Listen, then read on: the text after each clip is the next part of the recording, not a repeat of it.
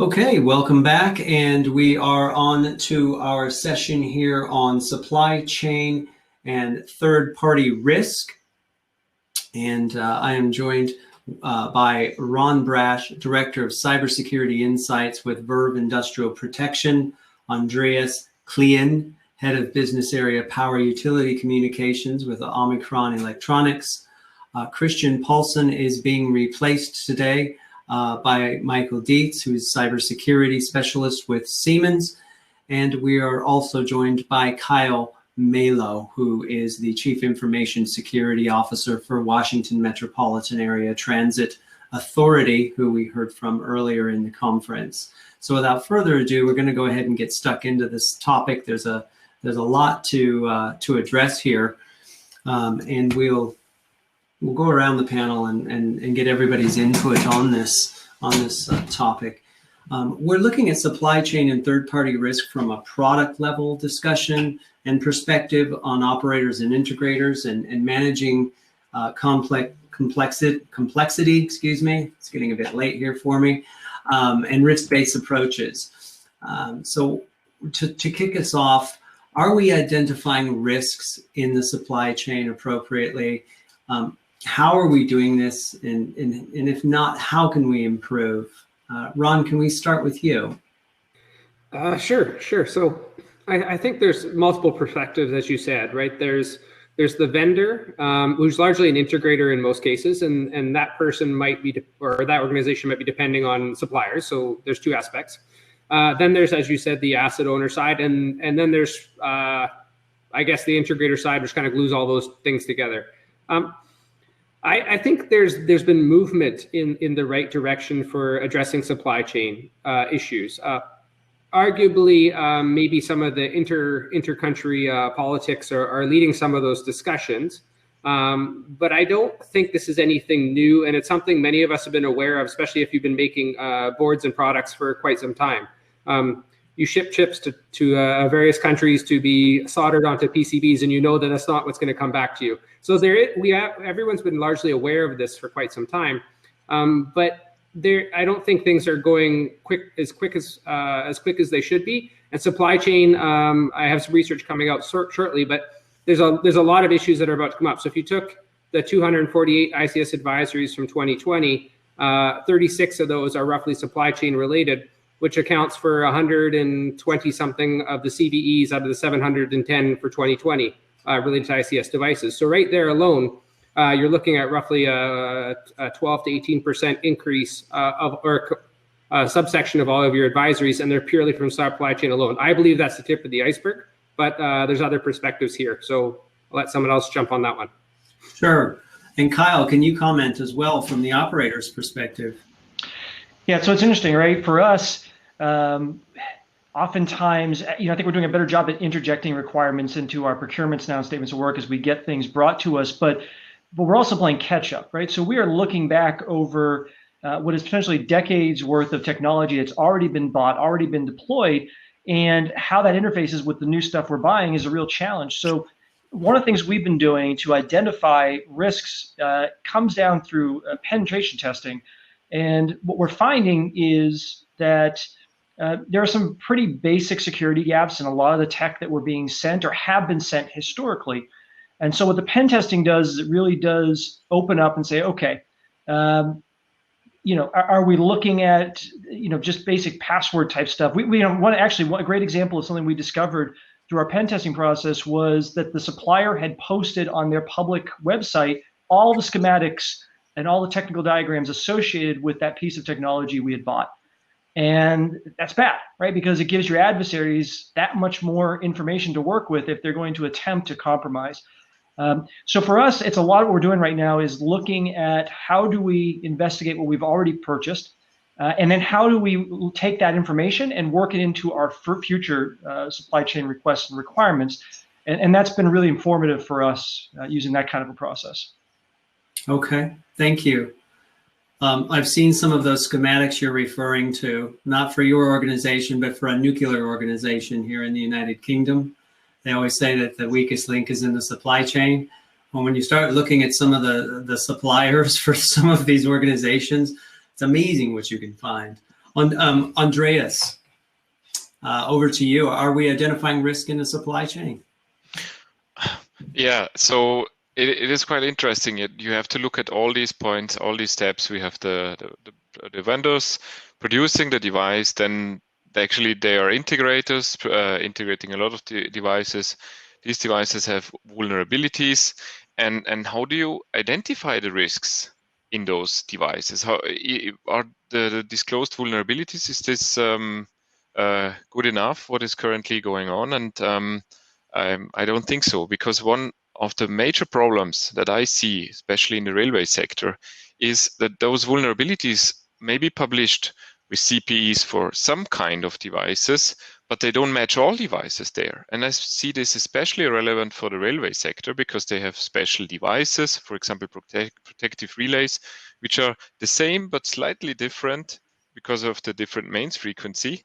And I guess there are not many CPEs matching railway products, although actually that vulnerability would be there for that device because it's based on the same type. And so I think even if the operator does his job very well in terms of risk management, this problem still remains and the operator cannot do anything about it. Okay, thank you. Michael, what are your thoughts? I mean, one key step. Sorry? No, I was just saying what were you one key. Okay, no worries. One key step is, and I pretty much liked very much what Kyle said, is like a testing approach, like you did, but it's not all about testing. It's about starting a dialogue. It's about starting a dialogue between the operator and the vendor of railway equipment, but also a dialogue of us as the vendor, as integrator with our supply chain, making sure that there is a well-known awareness on cyber risks on both sides available. So if the supplier can give good answers to the way they manage their risks, that might be a good indication that you have your valuable partner to work with. Open dialogue here and open dialogue on maybe remaining risks when you purchase new equipment, an open discussion about newly discovered vulnerabilities like what you are doing, Kyle, is also one key thing we need to look at. And only with such a transparent discussion of these topics, you can really build up a holistic risk management along the whole supply chain.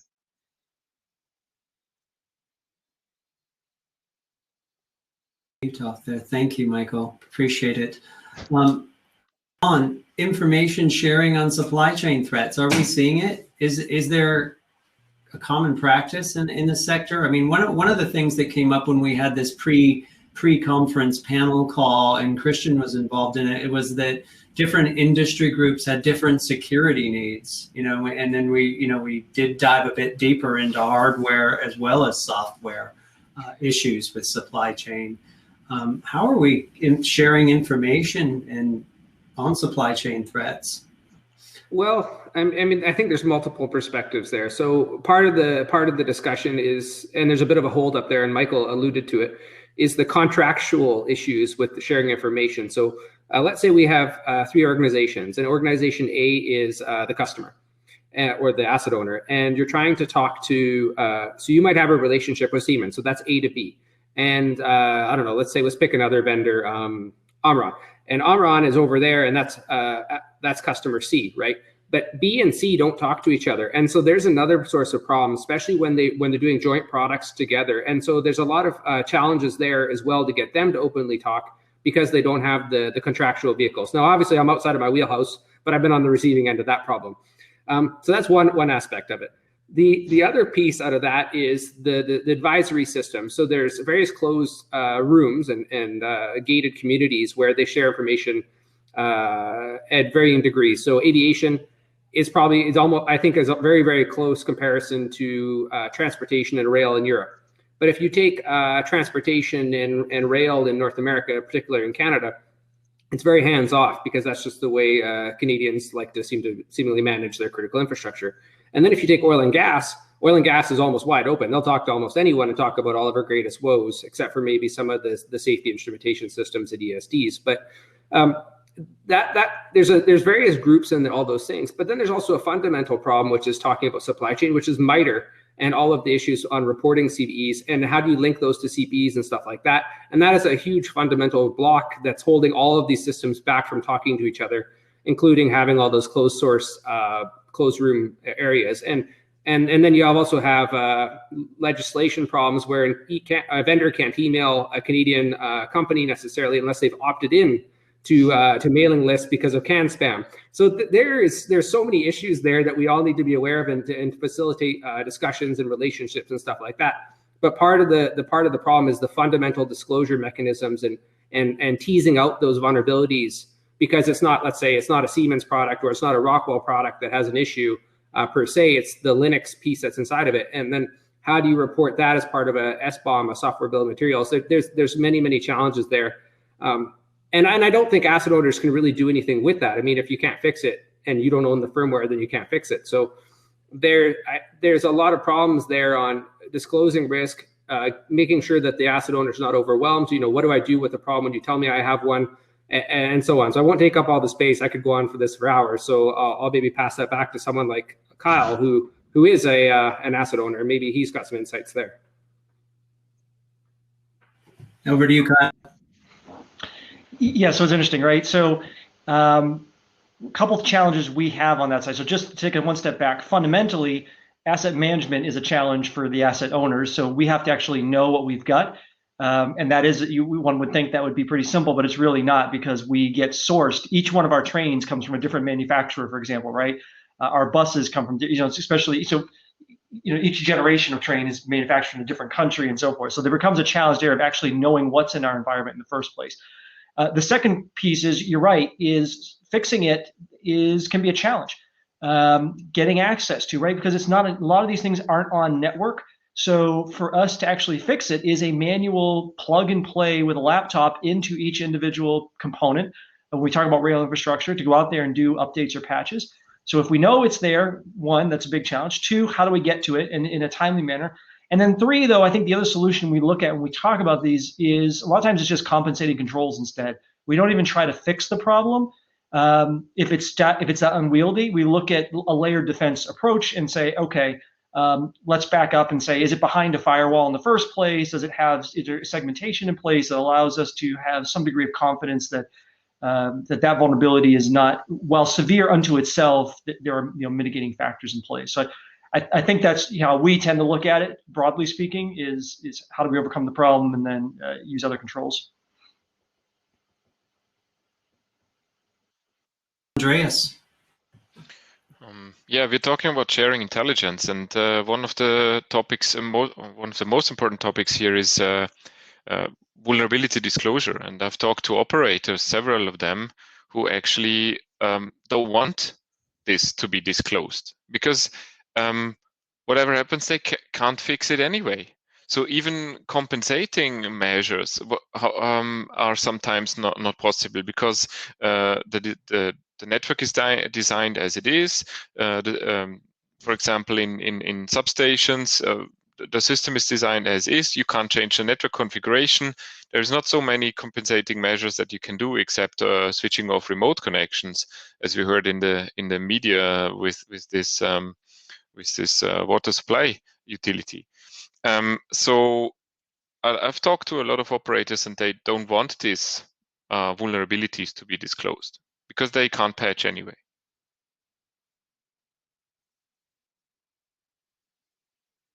To be in. It's not. It doesn't reflect my opinion, but it's an interesting position that needs to be considered there. Yeah. Yeah. Okay. So, if we have a disclosure, what does an operator do? You can't swap it all out, right? As you've said. Yeah, because you have to retest it, and you don't even have the procedures anymore to retest this. So there is a complicated logic schemes. You need to isolate everything to test them, and you don't even have the procedures anymore from 15, 20 years ago when that logic scheme was tested the last time. And if you change the firmware, you don't know what happens to those process variables and to those logic conditions that they are in there, and that's why they don't dare to patch. It's the bigger risk probably.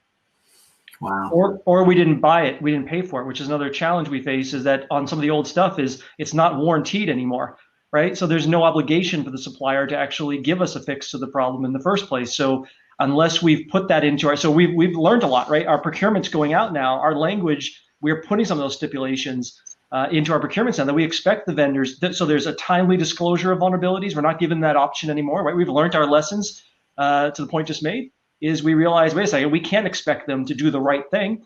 We may have to contractually obligate them to do that with us.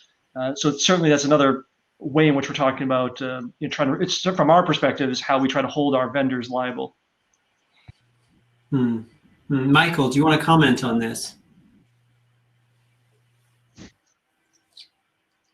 Yeah, and this is what we are seeing. Yeah, this is what we are seeing on the market, and this is also what our suppliers.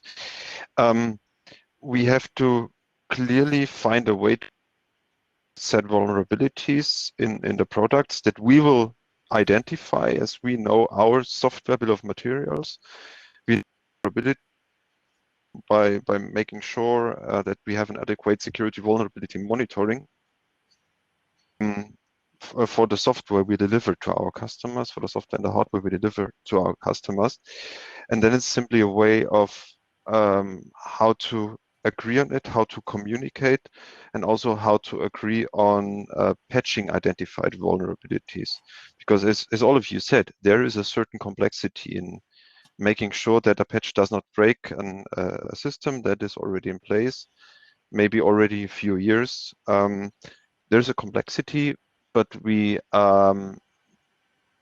need to make sure to comply with your requirements in that case, which means a clear way. Again, it's going back to communication. So if you get a notification that something has a vulnerability, some software component has a vulnerability which was shipped as part of our system, this pure information is not really of value for you. So you need the support, you need to know what to do, and you also need to get instruction on how to patch the system or how to implement compensating countermeasures if patching is not possible for whatever reason, or timely patching is possible for whatever reason.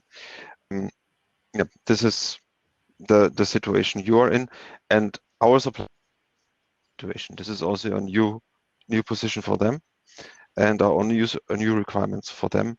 And this is what we are working on as a vendor to make sure that this happens, if it's possible. Okay, I'm just going to feed back a few comments that have come through. Andrea Crush was saying 3 minutes ago, good point, especially if it's got to do with homologation. Homologation. It's not a word I think I've ever used, but so there's a point. And yeah, I'm going to have to go practice that one. Ben Caban has also said, it looks like you're narrowing down to third-party risk to vulnerabilities in pen testing, but what about threat intelligence, IP traded in dark web, compromised accounts, and elevated access? By the way, the majority of APT attacks involved a second actor who is not within the organization. So, Ron, can you comment on either of those statements? Sure. I mean, a little bit that's out of this. There is some kind of a. Maybe I'll step back just a little bit before I answer that directly. I was going to give Siemens and Michael a bit of a benefit of the doubt there, where part of the problem with supply chain isn't necessarily in the Siemens, and I'm not picking on Siemens, but it's in their Bandcamp. So let's say if you take these over sensationalized claims by various research groups like JSOF that's saying urgent 11 is here and that is there and millions of devices are affected. The problem is that most of these vendors are using a board support package or a BSP from somewhere else, a reference design, if you will. And often those reference designs, by the way, are using very, very ancient Linux kernels and all sorts of old packages. And the vendors don't do enough to make sure, A, that their products are up to date, like even before they start developing and continuing that process from from cradle to grave before it even hits market shelf. So there's part of the issue there. The other thing is when a researcher comes back and the vendors are discussing with their supplier. So I don't want to pick on anything and I don't want to get my hands slapped, although I don't have as many legal handcuffs as everyone else does. Everyone looks back at the vendor that supplied them the source code, and they probably don't have a service agreement. And that vendor that provided the source code has a shotgun to the various vendors' head saying, you didn't pay for the support package, so you don't get a patch. So there's part of it there. And the other third part of supply chain, which makes it even trickier, is the presence of a vulnerability does not mean exploitability. So what I mean by that is, let's say you have OpenSSL in your product, and OpenSSL is used only for signing things that come from within the product. It's never used for connections inbound, let's just say. Well, that's not really exploitable in 99% of the cases. So yes, that vulnerability can live on inside that product, but it doesn't lead to a loss of integrity of the device or some sort of SRP, safety, reliability, and productivity problem.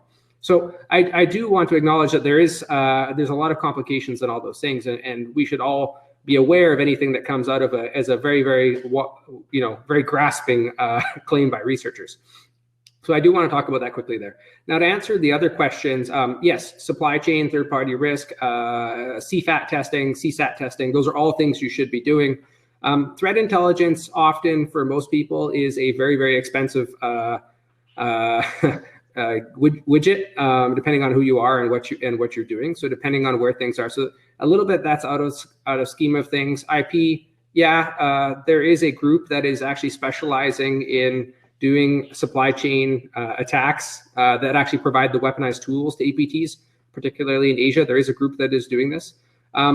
But I wouldn't say APTs are largely involved with the majority of the attacks. I mean, there's tons of smaller ones that are happening for various reasons. So that's a touchy subject, but that's not necessarily in scope for this. So I'll sidebar that one.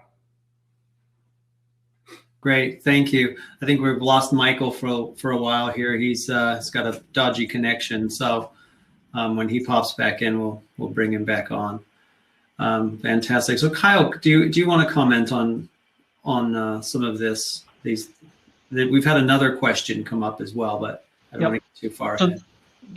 On the Intel one for a second, absolutely. So true, it is a costly thing to do, and I would say that most of my peers in transit are not able to fund that. We do, and even to the extent that we do, it is difficult to fully look for and go on the hunt for compromises or exposed data related to assets that we do have deployed. But we do it for those that are most critical. So if I'm using Siemens, for example, on my rail, that's one of my manufacturers, or Kawasaki, we will target those as keywords, as searches. We have some tools and third parties that we use on the cyber side that help us to hone in on conducting dark web searches and so forth, looking for that kind of intel. So it can be done. My hope is, right, so we're doing it looking at ourselves. My hope would be that Kawasaki is doing the same thing from their side, that they're specifically looking at potential 0 days trying to be exploited related to their technology, and they've got their own threat intel teams doing that. Not sure if that's the case or not, but so to that end, we're assuming, so we work under the assumption it's not happening, and we're going to do it ourselves. And if we happen to get some CVEs in that reveal something, great. That shows there is some work being done. The second part of Intel, though, is then looking at who would potentially target you. And so, here we are in Washington, D.C. We have a much higher threat profile than the transit system in Atlanta or in some other smaller cities, right? And that's simply because we have our federal government here and so forth. So that is also a source of really valuable intelligence to us, because if we believe that somebody wishes to commit, if it's worked in tandem with a physical attack or a terrorist attack, we might be more aware of the kinds of the strategies that particular APT would use, or the kind of exploits they've historically gone after, because each APT, they tend to have hallmarks or signatures around the way they operate, and that can help you to look. But again, that's very costly. It takes a lot of time, and most organizations are not doing that. So I would say that largely it's a gap. To answer the real question, can it be done? Yes. Are some of us doing it? Sure. Are most of us doing it? Probably not. And I think that's a fair point to bring up as a gap on the Intel side. I saw the other question. I'll just jump into that one real quick and then toss is the disclosures through SLAs with third parties. Yes, again, historically, don't think we've put a lot of language like that into requirements with our vendors. We are starting to do that now so that, yes, there is a requirement for them to give us that disclosure within a timely manner. The problem is they're not even required to tell, they're not required to tell law enforcement. And so what is timely is often difficult. We do try to prescribe that. Enforceability about it, though, is the other challenge if they're not in compliance with those kind of SLAs. But certainly it's something we're trying to do, and I think it'll become more commonplace as the years kind of trickle on and we get better at writing these things and setting out these expectations. Andreas. I don't have access to the chat window. I don't see the question here. But regarding third-party vulnerabilities and how this propagates through the products is kind of an interesting question to me. So just as an example, Ron, maybe you want to correct me there, but even the most recent Linux kernel already has like 400 different vulnerabilities that are not yet patched there. And those light up in your infrastructure when you're a product manufacturer, as we are, and then you have to go through those 400 vulnerabilities and assess if that's a problem potentially in your configuration for your customers. And that's one component called Linux kernel. And a typical product of today has like hundreds of different components in there, which have vulnerabilities published there and so on. So there's a lot already there. And so we are standing on the shoulders of a lot of other components, and then the integrators and the asset owners in the end are standing on our shoulders, and everyone is relying on proper assessment of all the other integrators before them. So this is, you have to imagine the complexity is really big there. Yeah, no, you did a great job at describing that. And we are picking on open source. And so I do want to clarify, open source isn't probably any more secure or any less secure than some of the proprietary solutions. I do want to say that. But at least the open source ones, you largely do know what is starting to go about. There's issues there, by the way, again, with CPEs and matching, where every distribution does their own thing and they have their own CNA. So I do caution people there. But yeah, as you said, there's a lot of issues around all of those things, and then you have other things like BusyBox. If you're running a Linux kernel and you have BusyBox next to it, and people forget that BusyBox has Telnet in it, and it has all these forever days that you will inherit, just like as if you had a VxWorks box of a certain age. It's going to have Telnet, it's going to have the debug interfaces, it's going to have FTP.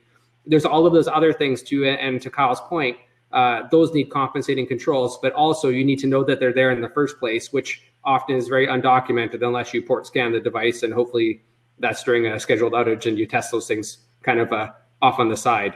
But yeah. I mean, for a vendor, there are automated tools for that because the CPEs are okay.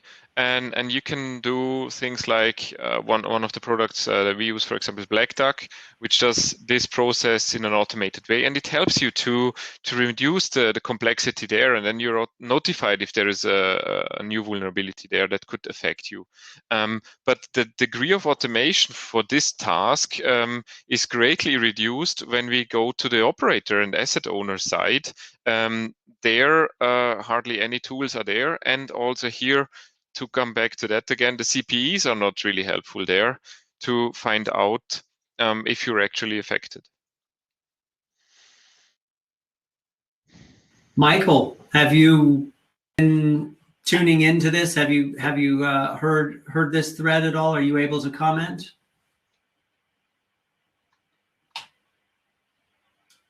Okay, I think Michael's probably still suffering from a few communication challenges. To move on a little bit here, when we were speaking with Christian as well, he had said the approach is always similar: find and agree on a set of requirements out of the many sets available. Are we, Kyle? And I apologize, James. Can you just or maybe go in a little more detail on the question itself? Sure. When we were talking about certification and how we can assure less risk in the supply chain. When we were speaking with Christian, he had said that the approach is always very similar, and that the sector and industry needs to find and agree on a set of requirements out of many that are out there and available. If I've got it in context, are there a set of requirements that we can follow as an industry on supply chain? So the way I would look at that.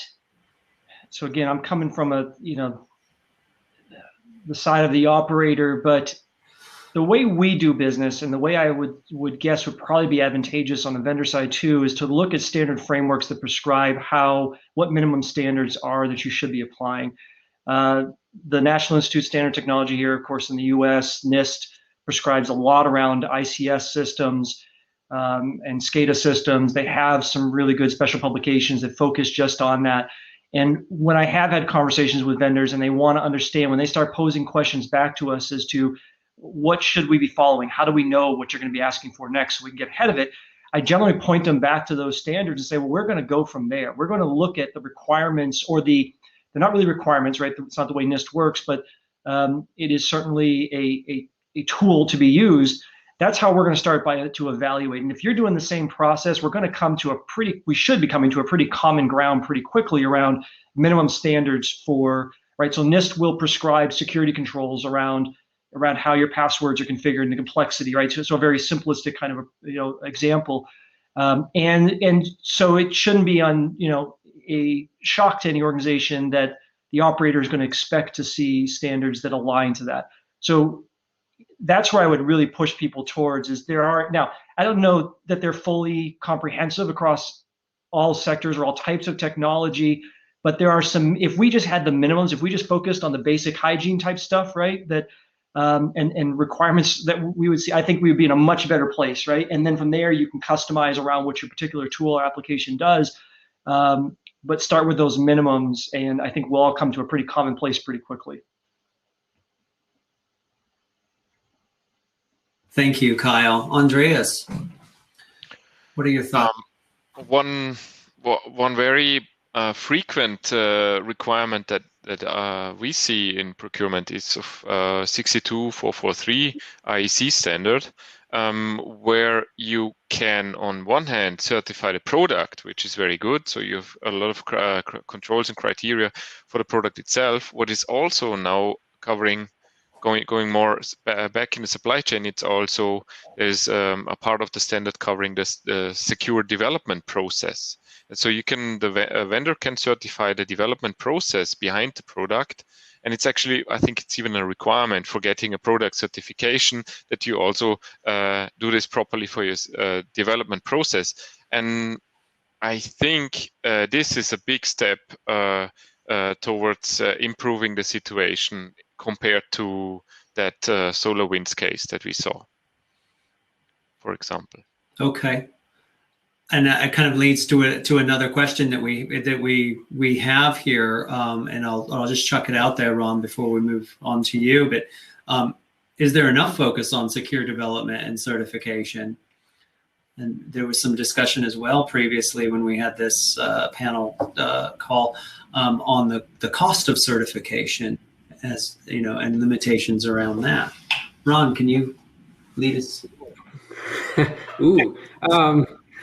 So on the terms of SDLC, I don't think there's been enough work done, and the process is not very transparent in most cases. It's very opaque, and let's be honest with ourselves. How many of us as security professionals have a secure environment at home? Probably very few of us, and we probably don't follow quite all of the advice that we give.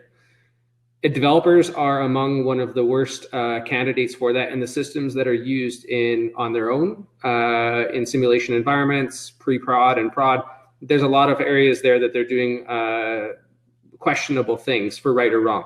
And a lot of developers don't think security is part of their job. So if we are to look at the SDLC, there is a big gap there. Now, we would hope that most engineers would understand that they're writing firmware and that's going to be used in a safety critical system. But I'm not sure that that's really ringing true, and there does need to be some sort of accountability there, especially for like off by one errors and logic errors. I mean, there's so many technologies out there that should be able to find most of those issues before they ever even reach a product in the real world. So as part of it is if you're looking at someone like Andy Bachman, who says, engineer out the risk based on your consequence. That isn't just upon the asset owner. That should also be upon the vendor to also take those considerations. And hopefully that security culture also goes to the developers and so forth. So I think there's a lot of problems there, and for right or wrong, right? We've been yelling at vendors, we've been blaming asset owners. I think everybody's guilty here. So I think the real idea is how do we move forward on that? Now, I think certifications are a great way to step forward, but I do want to put forward that certifications are not the end game. They're not the answer to everything. They are costly. So you'll see the same product. So there's another problem with certifications is because it's costly, the same product's going to be certified once and it's going to be under 10 different names. And you're going to see all the different variations of it, or all of their firmware is in the same thing and it's configured because of a license key, stuff like that. So you will see you'll see consequences of certifications. The other thing to keep in mind is product A or a component that's in a product is certified, and then component B is certified under it, maybe even under the same thing. But when they go together, that's when you can also get into other challenges there too with certifications. And I've seen this in aviation where you have the DO 137 and some letter standards where, yeah, exactly, B, C, D, I can't remember anymore. Some of them are very good, right? So if you buy a 737 and it's got a one heads-up display and Boeing says that's great. Except the problem is that carriers will put in another heads-up display, and guess what? Rockwell Collins didn't put in enough shielding, and so if someone that's a genius goes on the plane with a software-defined radio and starts generating a whole bunch of interference, Boeing and Rockwell Collins never tested for that because it's outside of the certification base, and so you wind up in another uncharted territory. So I recognize that there's good things in certifications. They are costly, but there are gaps in them, and they should not be solely relied upon. But that's my rant. So maybe I'll let someone else jump in there.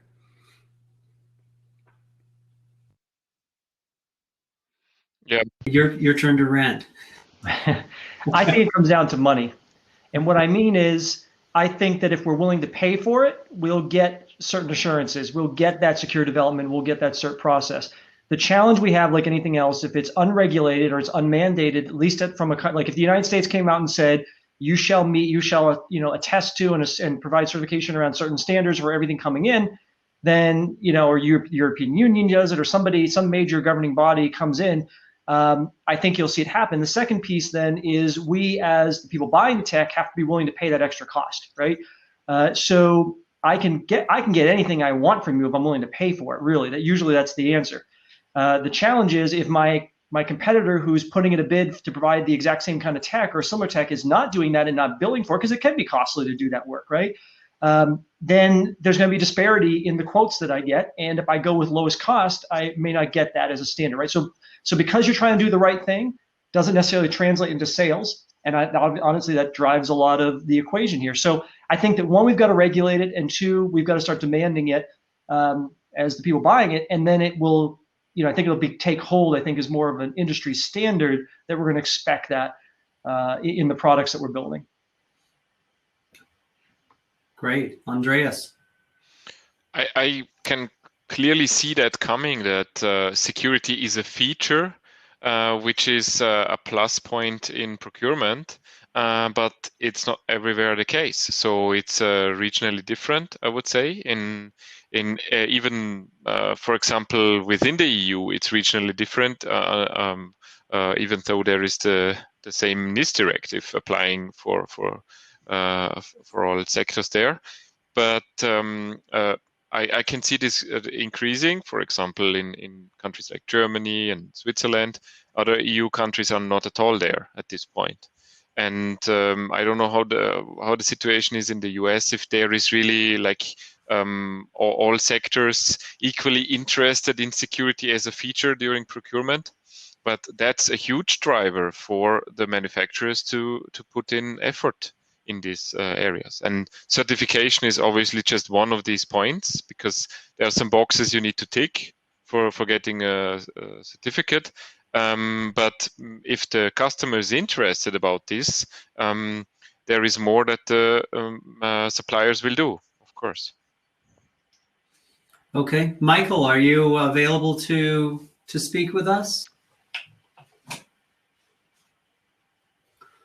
Okay. When you are, let us know. Just trying. Can you hear me again? I can't hear Michael. I don't know if you can. Okay. Moving forward, we have about Hello, 10. can you hear me? I can hear you, Michael.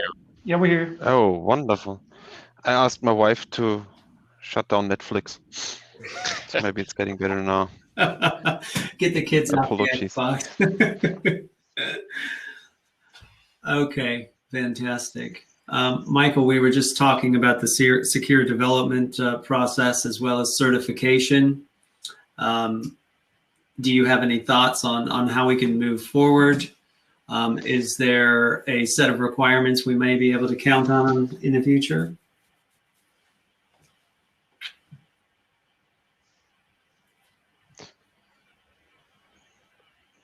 Okay. All right, I'm going to go ahead and move on. Ron, you brought up So we're waiting for James, right? I think we've got a delay, Michael. I'm not sure how productive it'll be. So I'm just going to move on because we've only got 10 minutes here.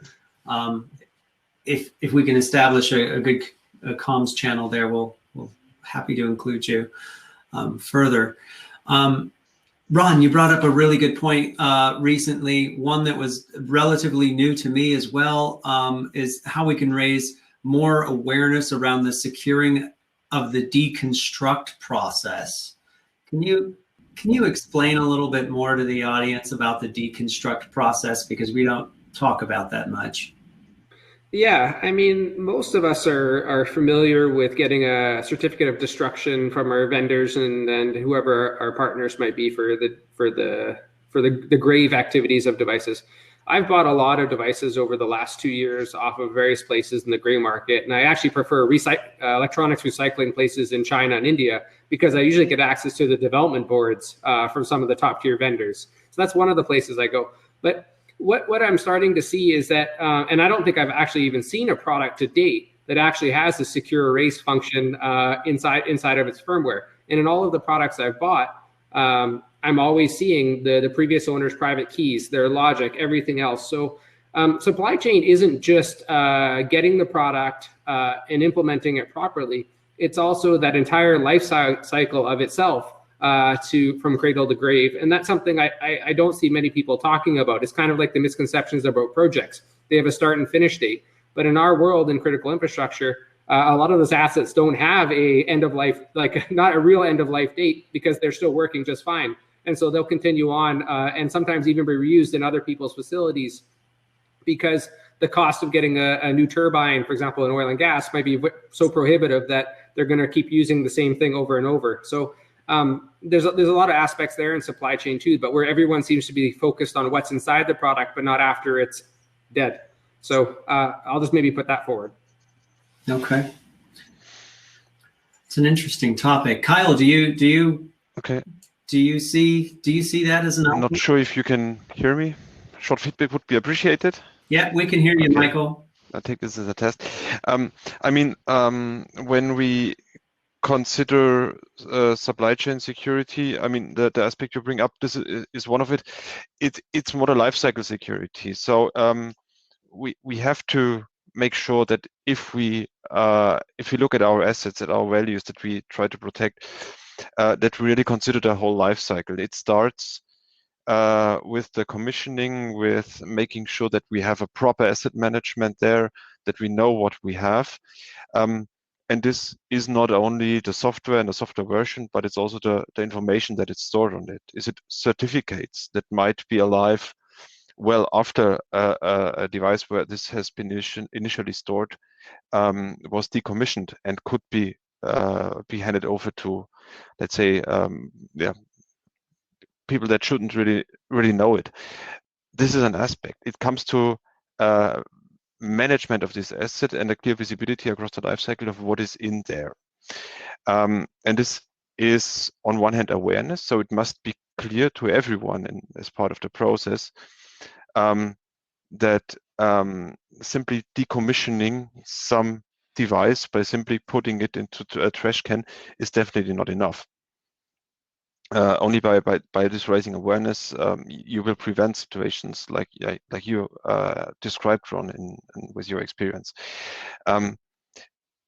That's a message. But this also includes that the supply chain clearly communicates the values that are on the specific asset. So it has to be also transparent for you as the asset owner that by improperly decommissioning a certain asset brings additional risks into your organization. No? That has to be transparent again, and we need to communicate that this is of value, and that if you decommission a certain asset, that you must make sure that you properly destroy the information that is put on there. It's again transparency, because you need to know that this risk is there. Otherwise, how should you know? Comes back to visibility. Kyle, do you have any insight on this as an operator? Yeah, so it's interesting. My last job, working in the federal government here, working with national security systems, we had a 100%. If it had any kind of memory associated with it, it got smelted down. We didn't trust any process other than literally melting down the entire product, right? So that was the extreme side of looking at ending that life cycle, that product life cycle.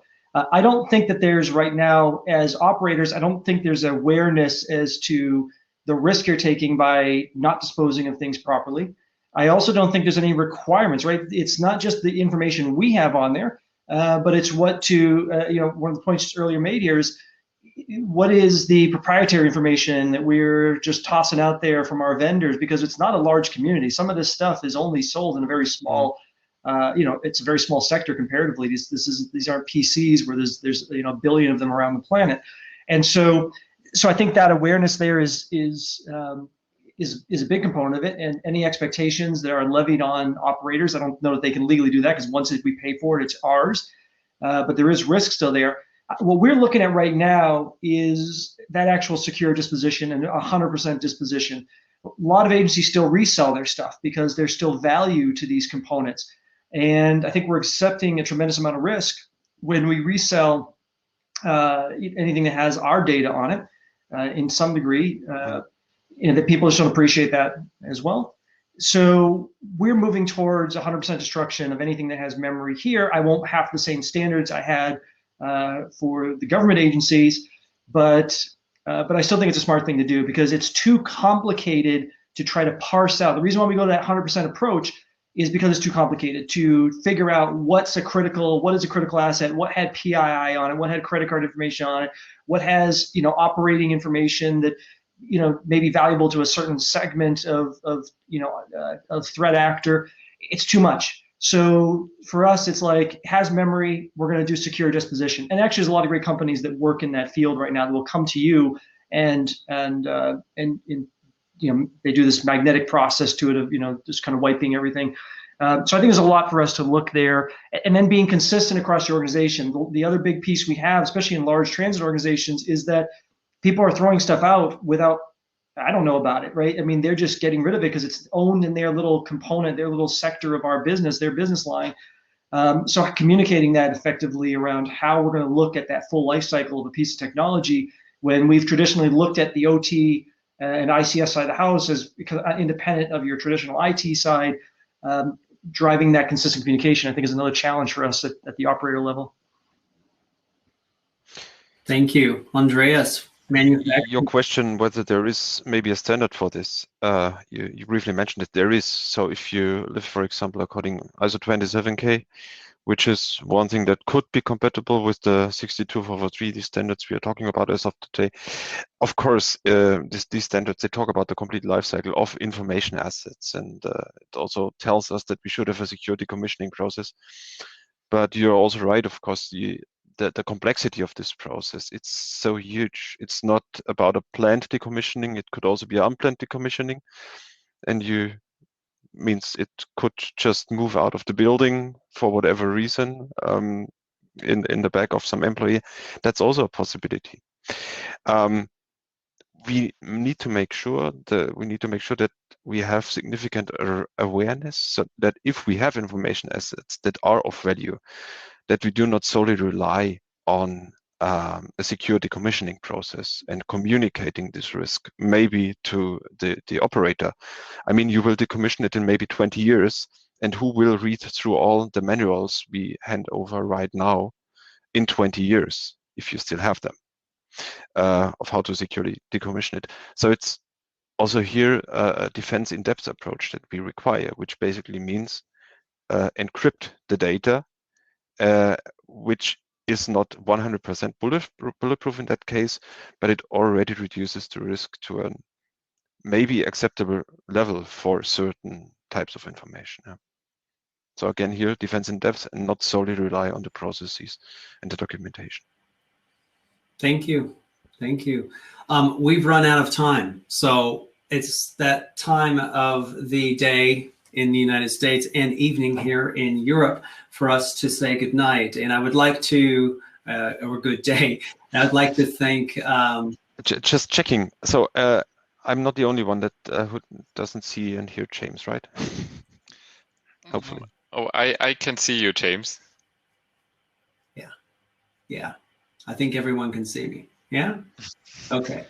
So I want to thank Ron, Kyle, Andreas, and Michael for joining us on this panel. I was kind of hoping we might have a little bit more time to just really look at how we move forward. The supply chain topic is quite massive, and I had a conversation with Schneider Electric not long ago about counterfeit products, and over the years we've also talked about procurement. When Heartbleed was out, I talked to a few professionals that were involved with that, and they were, really saying it's a procurement issue. Get your contracts solid. That's how we solve this problem. Many years on, I'm not an industry professional or as you guys are as an event organizer, but one thing that I've slowly learned is that I don't really think that contracts are going to solve things. It's not going to take the product out of the system. It's not going to relinquish the vulnerability. And as Andreas had said, how do we get it out once it's in there, so to speak? It's a lot of complexity with the supply chain. And then we have IoT, and there's the certifying and testing IoT devices. It's also been discussed recently about procurement, buying the cheapest products. I was speaking to a nuclear plant about that, and they're seeing a massive amount of really cheap products coming into their supply chain because procurement's trying to save money, and it's causing them a lot of problems. So there's a lot to talk about, but I do want to thank all of you for joining us throughout this conference, and thank you to the supply chain panel. And I look forward to seeing you again. I'm going to do some closing remarks, and thank you again. Thank you. Thank you. Thanks, guys. Thank you very much.